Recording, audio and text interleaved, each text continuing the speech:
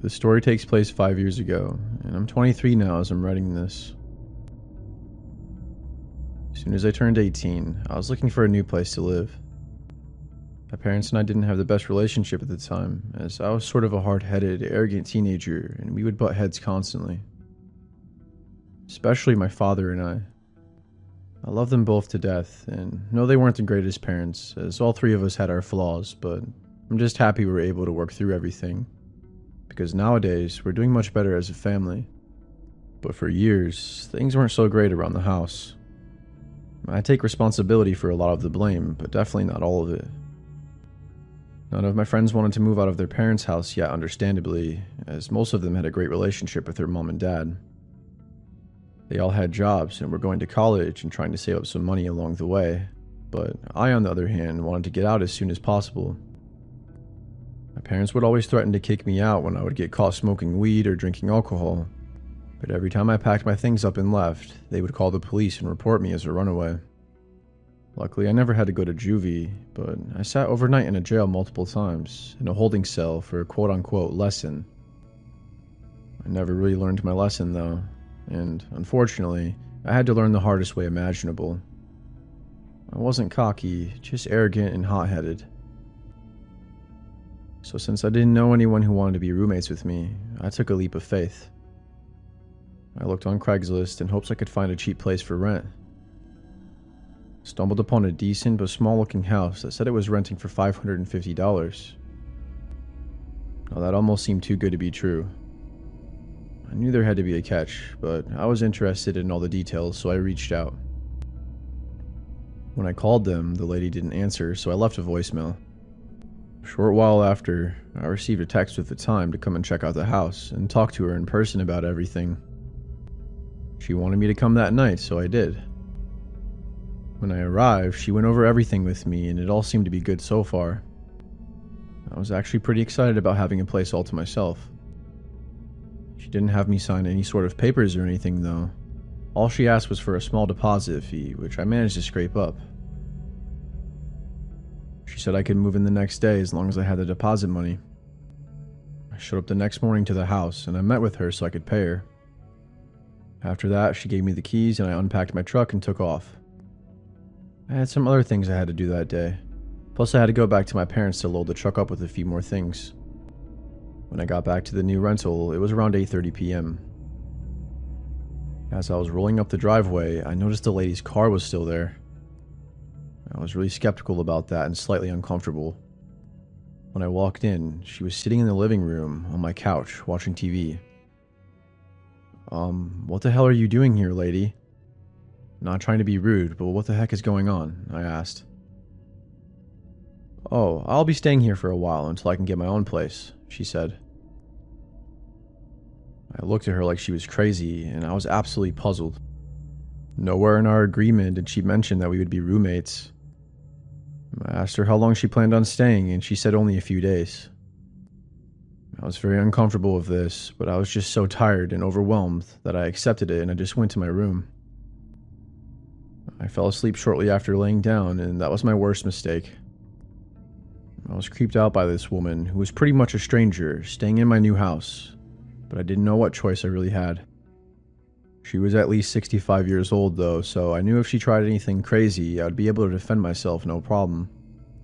Plus, I locked my bedroom door so she couldn't try anything on me while I was sleeping, just in case, you know. About 30 minutes after falling asleep, I woke up to some music playing out in the living room. I got out of bed and I asked her if she could tone it down and that I was trying to sleep, but all I got from her was a blank stare. She turned the music down a tad, but didn't say anything. I managed to fall back asleep, but what I awoke to was the most creepy and terrifying thing that has ever happened to me to this day. There was a knock on my door. At first, it was very light. Hello, what do you want? I'm trying to sleep, lady. Timmy, wake up, she said. Dinner's almost done. You don't want to make mommy upset. After she said that, I felt this chill run down my neck to the bottom of my back. My name isn't Timmy, so I knew something was wrong with this lady. As a matter of fact, my name is nothing even close to that. I was so stunned that I didn't even say anything. I was hoping she would just walk away and leave me alone. Less than a minute later, she started banging on the door with both fists closed relentlessly, all while screaming at the same time. "Let me in now, I swear to God. If you don't, it will be the last of you, boy." I was scared she was going to get the door unlocked somehow, so I scooted the dresser across the room and I moved it in front of the door. I then grabbed my phone and opened the bedroom window and jumped out and ran straight to my truck and drove off. I never even looked back once. I didn't know at the time, but a few weeks later I found out that her son went missing and they ended up finding his dead body. Eileen was the lady's name, by the way, and she was pinned for the murder of her son. There was loads of evidence that she poisoned him. They found him buried in the rental of that backyard. Her son's name was Timmy. I don't know what the hell is wrong with her, but she's seriously so sick in the head. I don't know if she really thought I was her son or not. Maybe she was trying to relive the whole situation again and trying to murder me or something, but it's hard to say. Or maybe she's so insane that she actually thought I was her son. It feels like a fever dream talking about this even now. This woman was batshit insane, and I'm 100% convinced that if I ate the food she made for me that night, that I would be 6 feet under, just like Timmy.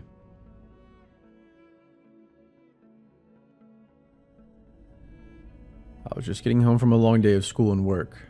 It was 9 o'clock at night, and right off the bat, when I walked into my apartment, I noticed that it smelled foul. I immediately walked over to Ryan's room, who was a good friend and roommate of mine at the time, to see if he knew what the smell was. I knocked on his door and he didn't answer. That was weird, because he was always home and he always answered the door when I knocked. So I lightly tapped on the door again and said, "Hey bro, you in there? You awake?" But again, there was no answer. I really felt like barging through, I can't lie to you, but I held back the urge as I wouldn't want the same thing done to me. A couple hours passed and the smell grew more intense. I blew Ryan's phone up, hoping for a response, but he never replied with a single text. I must have called 5 or 6 times, and every single time it went straight to voicemail. This was extremely uncommon for him to do. Before I get into this story any further, I'd just like to add that this really isn't for the faint of heart, and I'm putting a trigger warning for this. So you can't say you weren't warned beforehand. A few more hours passed by and the smell grew even more intense. It was absolutely wretched, and it started to seem like it was coming from Ryan's room. At this point, I didn't care if he was in there or not, and I didn't care what he was doing. I was determined to get to the bottom of the damn smell. "Ryan, if you're in there, I'm coming in there," I said. Right after I said that, I turned the door handle. I tried to open the door, but of course it was locked. I grabbed a bobby pin from the guest bathroom and I picked through the lock. After messing with it for some time, I opened the door and I was met with one of the nastiest smells you could imagine. I'm talking 20 times as bad as the original odor. It smelled so bad that the odor was practically leaving a stench trail straight to the closet. Horrified, I walked over to it and I opened it up, and what I was met with was next level insanity. I couldn't believe what my eyes were seeing. There was a garbage bag with an animal leg sticking out of it, and maggots everywhere. It had to have been sitting there for weeks. I about threw up on the spot. I didn't know what kind of animal it was at the time, but it seemed to be a dog. I don't care if I seem like a pussy for this either, because that's just not right.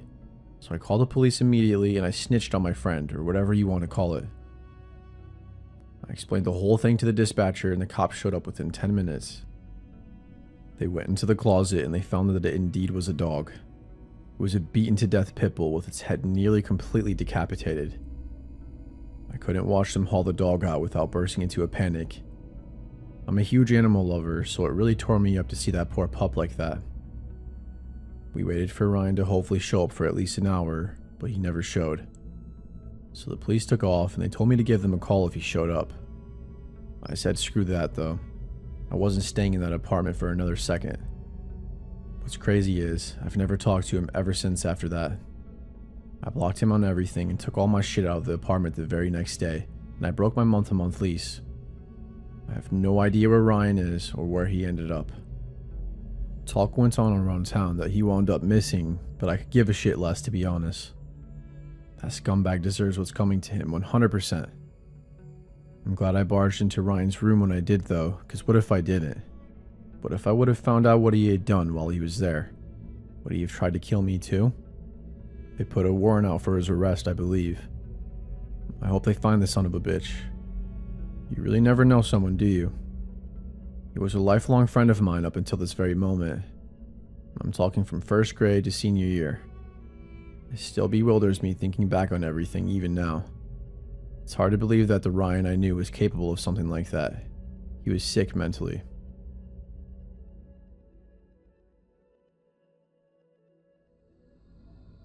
I had just graduated high school in the summer of 2018. I was wanting to get my own place, and I had been saving up money from my job for 2 years to do just that. My original plan was to rent out this cheap one-bedroom apartment that was downtown and right next to the high school that I went to. I had like 5 friends that I knew that were already living there, so it was the perfect place. I would still be close to everyone and everything, literally within walking distance to the grocery store, nearby parks, and pretty much everything else you need on a daily basis. I had saved up $10,000 and I wasn't in any debt. My car was paid off and I was happy to be alive. This was one of the best moments of my life. I applied for the apartment online, and when I was accepted for it, it felt great. It felt great to have my own space where I could enjoy myself in my own 4 walls. Everything took a dramatic turn about a week after living there though. Remember I was telling you about the friends that I had that were already living there? Well, Aaron and Rob, who were 2 good friends of mine, actually lived in the same building as I did, but on the 3rd floor, just 2 apartments above me, where I was on the 1st floor. They came over a few times and we hung out for a bit. Nothing too crazy at first. That is, until they broke the ice. They started spending a little bit too much time at my place, and eventually after them staying over for 2 days straight, I kindly asked them to leave so I could have some me time. Really, I just wanted them to leave, and I was trying to hint at that in the nicest way possible. My place quickly became the everyday hangout spot, and I was growing to not like it very much. Especially with me being an introvert. Not to mention, I finally just got my own place, and I thought I was going to be alone much more than I was. That was when Aaron told me that they had just been evicted and that they needed a place to stay for a few weeks. That put me in a really bad position. I didn't want to push them out into the streets, and they sort of tugged on my heartstrings a little, and so I basically told them that they had 2 weeks. Well, 2 weeks turned into 4 weeks, and then 2 months. I guess you can say I was kind of a pushover with a big heart for people, especially my friends. Turns out that they weren't really my friends all along though, and just using me for a place to stay. They didn't respect me or my wishes at all. Every day they would have random people over and be loud as hell until 1 a.m., smoking and drinking with a bunch of random chicks every night.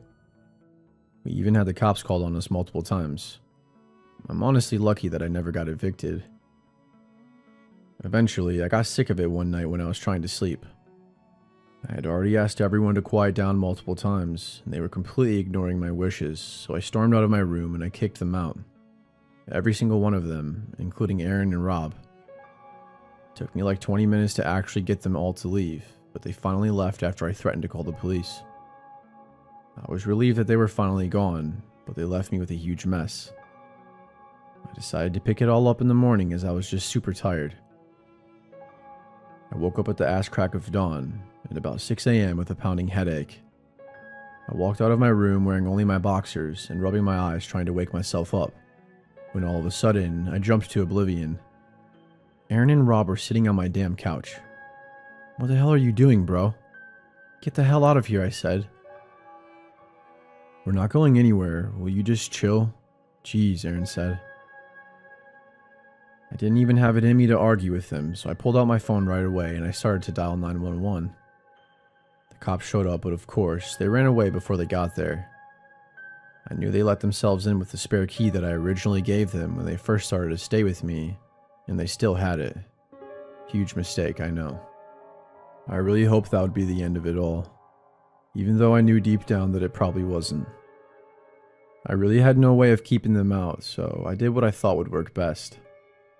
I put a huge barricade in front of the door in case they tried to come back. Around 10:30 p.m. that night, there was no sign of them whatsoever. I had just started to forget about them finally, and I got lost into this movie I was watching when all of a sudden, I heard the front door jingle. Oh my effing god, I thought to myself. Not again.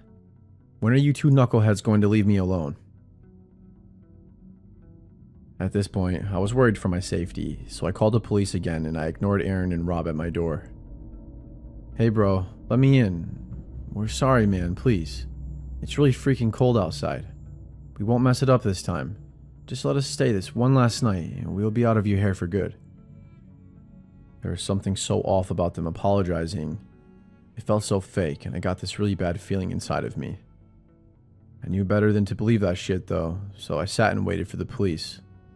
Thankfully, they showed up quickly and actually arrested them both.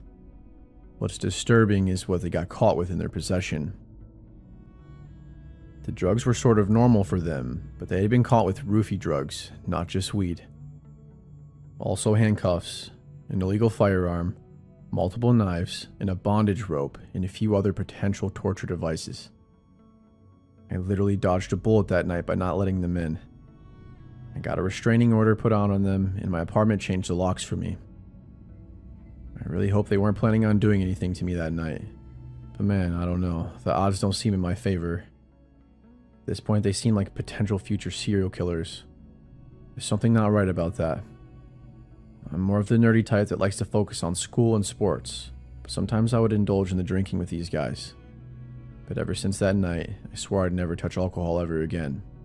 It's left a bad taste in my mouth ever since.